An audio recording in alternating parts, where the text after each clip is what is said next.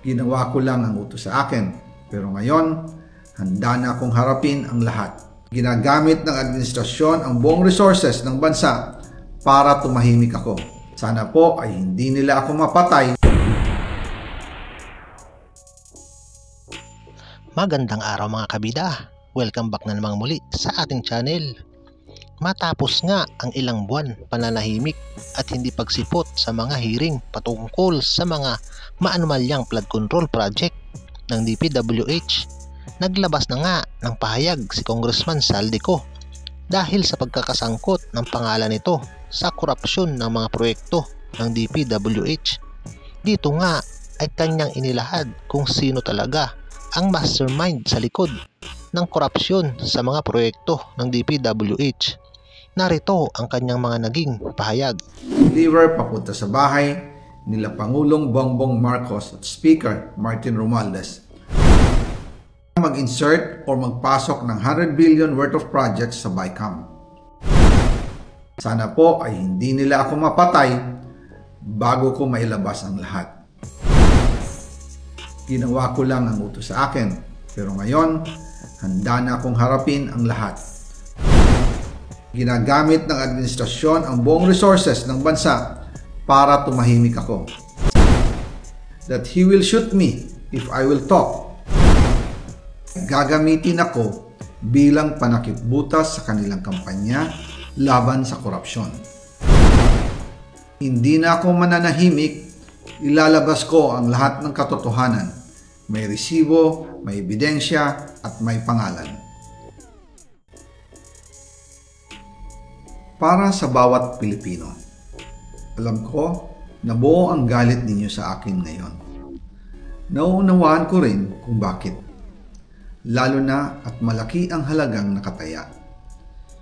Pero bago kayo humusga, hayaan ninyong ipaliwanag ko ang buong katotohanan. Matagal akong hindi nagsalita dahil may direktang utos sa akin. Huwag nang bumalik ng Pilipinas at manahimik na lamang. Umalis ako noong July 19, 2025 para sa aking medical check-up. Nakaplanong bumalik pagkatapos ng SONA ni Pangulo. Pero habang papauwi na ako, tinawagan ako ni dating Speaker Martin Romualdez at sinabihan, "Stay out of the country. You will be well taken care of as instructed by the President." Noon naniniwala pa ako sa kanila, kaya't hindi ako bumalik. Tumikom ang aking bibig, sumunod ako, pero ang hindi ko alam, ang ibig pala nilang sabihin sa aalagaan ka namin ay gagamitin ako bilang panakipbutas sa kanilang kampanya laban sa korupsyon. Ginawa nila akong poster boy ng kanilang sariling kasinungalingan. Ngayon, hindi na ako mananahimik, ilalabas ko ang lahat ng katotohanan. May resibo, may ebidensya at may pangalan.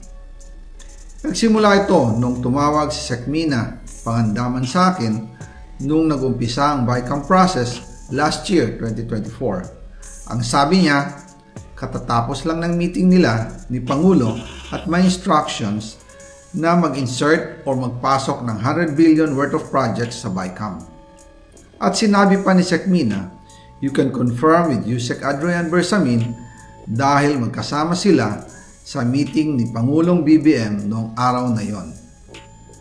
Tinawagan ko po agad si Yusek Adrian Bersamin at tinanong ko kung may instruction nga ba ang Pangulo na magpasok ng 100 billion during their meeting. Ang sabi niya ay totoo nga po.